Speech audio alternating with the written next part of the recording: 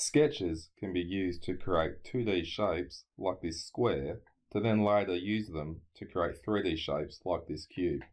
To create a sketch, go to the Sketch menu and select Create Sketch. From here, choose one of the 3 predefined work planes to do your sketch on. I'm going to choose this one here.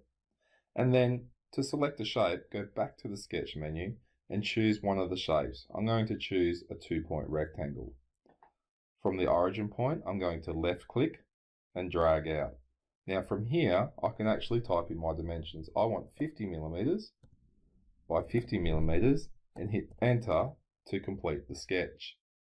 Now, you don't have to put the dimensions on at this point in time. If I go back to my 2-point rectangle, and this time I'm going to put it in with no dimensions, but I can go back to the sketch menu, hit sketch dimension, and left click again, and you can type in your measurement. So that was left click on the line, drag out, and left click again, 50 millimeters. To complete the sketch, click the Stop Sketch button.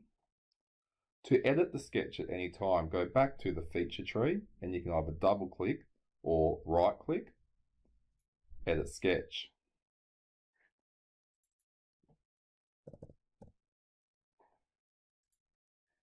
Watch my next video about extruding to learn how to take a 2D shape or 2D sketch into a 3D shape.